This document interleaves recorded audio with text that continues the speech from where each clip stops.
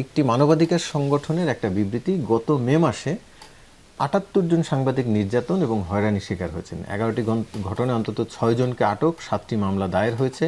এসব মামলায় ১২ জন অভিযুক্ত করা হয়েছে। এদের মধ্যে প্রধানমন্ত্রী তারেক রহমানকে সমালোচনা করে ফেসবুকে পোস্ট দেওয়ায় ১ জন, ক্ষমতাসীন দল বিএনপি নেতাকর্মীদের সমালোচনায় ৬ জন। আবার এটি অবশ্য পরের ঘটনা, জুনে কাকতালীয় অর্থাৎ বগুড়ায় যে ২টি ইউনিয়নের কাকতালীয় ঘটনার কারণেও এক সাংবাদিকদের বিরুদ্ধে মামলা হয়েছে। বিএনপিও কি খুব একটা সাংবাদিকদের নিরাপত্তায় কাজ করছে বলে মনে হয়? না, ঠিক আছে, ধন্যবাদ আপনাকে।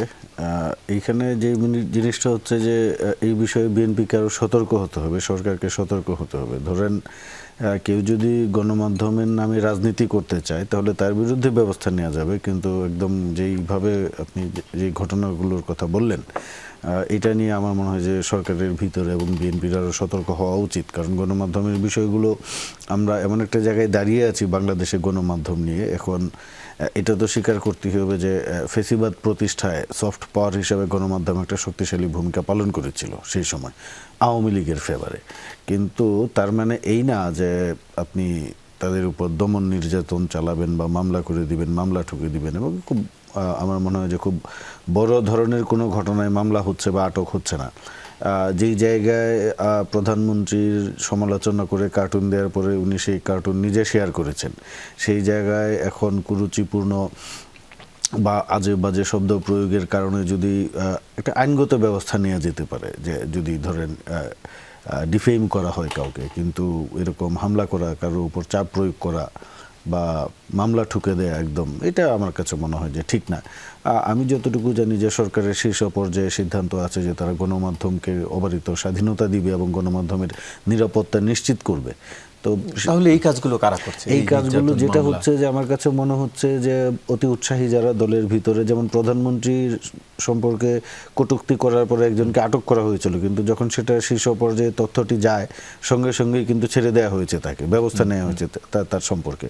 তো এরকম কিছু স্থানীয় পর্যায়ে ঘটনা ঘটে যায়, আর সেটা সরকারের শীর্ষ পর্যায়ে গেলে বা দলের শীর্ষ পর্যায়ে গেলে সে বিষয়ে কার্যকর সিদ্ধান্ত নেওয়া হয়। তবে আমি মনে করি যে ঠিক আছে, সিদ্ধান্ত নেওয়া হচ্ছে, এটা একটা ভালো উদ্যোগ, কিন্তু এটা আসলে দলের তৃণমূল সহ সারা দেশের মানুষকেই, শুধু বিএনপির নেতাকর্মী না, প্রত্যেকটা দলের নেতাকর্মীকেই সরকারের পক্ষ থেকে এক ধরনের বার্তা দেওয়া উচিত যে গণমাধ্যমের উপর যেন কোনো হামলা মামলা বা চাপ না আসে। যেটা বিফোর 5th অগাস্ট যেই ধরনের গণমাধ্যমের উপর চাপ ছিল, এই জিনিসটা যেন আর ফিরে না আসে। কারণ সরকারের নীতি পলিসিতেও এটা নাই, মানে পার্টিকুলারলি বিএনপির নীতি পলিসিতেও এটা নাই। বিএনপির আমলে সাংবাদিকদের উপর যে দমন নির্যাতন হয় না, সেটা অস্বীকার করা যাবে না, কিছু সাংবাদিকের উপর তো হয়েছে। কিন্তু আপনি বিএনপি যেই কয়েকটা টার্ম ক্ষমতায় ছিল বাংলাদেশে, সেই সময় কিন্তু গণমাধ্যম যথেষ্ট স্বাধীনতা ভোগ করেছে। বা খালেদা জিয়া শেষ টার্মে যখন প্রধানমন্ত্রীর দায়িত্বে ছিলেন, ওই সময় ওনাকে নিয়ে যে পরিমাণ কার্টুন লেখা হয়েছে বা প্রকাশিত হয়েছে, তার বিরুদ্ধে কিন্তু কোনো ব্যবস্থা নেওয়া হয় নাই। তারপরেও কিছু বিচ্ছিন্ন ঘটনা আছে, কিছু টুকটাক ঘটনা আছে, এগুলো বিষয়ে সতর্ক থাকতে হবে। আরেকটু এই টপিকে আরেকটু ছোট বিষয় জানতে চাই আপনার কাছে। প্রধানমন্ত্রীর গেল কয়েক মাসে তার যে ব্যক্তিগত ইমেজ, এক ধরনের ডাউন টু আর্থ, আর সরকারের যে ইমেজ সম্পূর্ণ আলাদা বলে মনে করছেন অনেকে। এটি কি মানে প্রধানমন্ত্রী যে ডাউন টু আর্থ, কিন্তু সরকারের সেই ইমেজটি নেই, যার উদাহরণ এতক্ষণ আমরা আলোচনাও করছিলাম, সরকারের মন্ত্রী এমপি সহ বাকিদের। এটি কি সরকারের পলিসির অংশ নাকি অন্য কোনো কিছু? না, এখানে হচ্ছে কি একটু সিঙ্ক হতে সময় লাগে। ধরেন প্রধানমন্ত্রী যেইভাবে কাজ করছেন বা ওনার যেই সম্প্রতি একটা তার ভিডিও ভাইরাল হয়েছে, এটা মনে হয় অনেক আগে বলেছিলেন উনি, সম্ভব আমি জানি না কবে বলেছেন, যে উনি বলছিলেন যে বেগম খালেদা জিয়া যখন অসুস্থ ছিলেন তখন একটা অ্যাম্বুলেন্স চাওয়া হয়েছিল। তো উনি সবাইকে বোঝাচ্ছিলেন যে আমরা তো এখন ক্ষমতায়, আমরা যদি একটা প্রতিশোধমূলক ব্যবস্থা নেই তাতে তো কোনো লাভ হবে না, কারোরই লাভ হবে না, বরং আসলে এই বিষয়গুলিকে আমাদের ভুলে গিয়ে সামনের দিকে আগাতে হবে।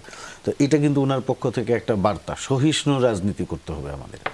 এই জায়গাটা আপনি যেটা বললেন যে দলের হয়তো বা দু একজন একটু ব্যতিক্রমী আচরণ করছে, ওই যে আমি বললাম সিনক্রোনাইজেশন হইতে সময় লাগবে একটু, কারণ 17 বছর আপনি একটা অভিজ্ঞতার মধ্য দিয়ে গিয়েছেন, রাগ ক্ষোভ আছে অনেকের মনের মধ্যে, অনেকেই জেল খেটেছেন, পালিয়ে থেকেছেন, মানে নির্যাতনের শিকার হয়েছেন। তো সেই জায়গায় যখন আপনি রাষ্ট্রের দায়িত্বে আসবেন, সেই জায়গায় কিন্তু নিজের ভিতরে প্রতিশোধ স্পৃহা এটা কিন্তু সংবরণ করা খুব কঠিন, কারণ আমরা যে অভিজ্ঞতার মধ্যে দিয়ে গিয়েছি। কিন্তু সেই বার্তা আসলে পৌঁছাতে কত সময় লাগে? আমার মনে হয় দ্রুতই পৌঁছে যাবে। এত চাঁদাবাজের বিরুদ্ধে নির্বাচনে আসার আগেই সরকার ব্যবস্থা নিচ্ছিল, অনেককে শোকজ করছে, এই করছে, তারপরও নির্বাচিত হওয়ার পরে এমপি পুত্র চাঁদাবাজির জন্য আটক হন, আবার তিনি মুচলেকা দিয়ে ফেরত যান।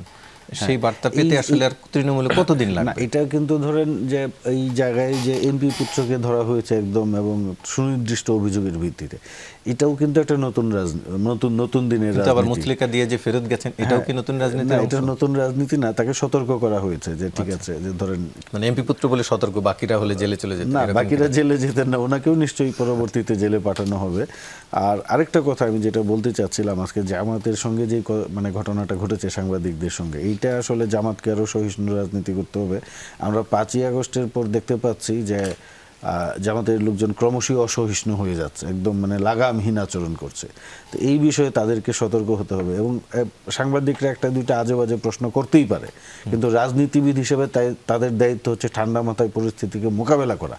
পাশাপাশি আমি গণমাধ্যমের প্রতি যেই কথাটা বলবো, যে যেই ঘটনার সূত্রপাত আমরা শুনেছি যে দীর্ঘ বক্তৃতা দিচ্ছিলেন জামাতের লোকজন, সেই জায়গায় থেকে সাংবাদিকদের পক্ষ থেকে মনে হয় একটু প্রশ্ন করা হয়েছিল যে আপনারা একটু সংক্ষেপ করলে হয়তো আমরা এই টিভিতে বা পত্রিকায় খবরটা ধরাতে পারবো। তো সেইটা বলার পরে এই ধরনের আচরণ করা, তারা খারাপ তো কিছু বলেন নাই, তাদের কাভারেজ দেওয়ার জন্যই তো বলেছেন যে ঠিক আছে ভাই, আপনারা একটু আলাপ সংক্ষিপ্ত করেন, তাহলে হয়তো বা আমরা এটা টিভিতে একটা ধরেন 2টা বা 3টা সংবাদে ধরাইতে পারবো। কারণ সাংবাদিকদের তো একটা তাড়া থাকে, সংবাদটি কে কার আগে দ্রুত ব্রডকাস্ট করতে পারে বা অনলাইনে দিতে পারে। তো সেই জায়গা থেকে একটা ভালো পরামর্শই দেওয়া হয়েছে, কিন্তু এরকম একটা লোককে 200 রাখা দিয়ে একদম জনসমক্ষে এইভাবে পিটানো, এটা ধরেন এই মুহূর্তে আমার মনে হচ্ছে যে তাদেরকে একটু খেয়াল করা উচিত।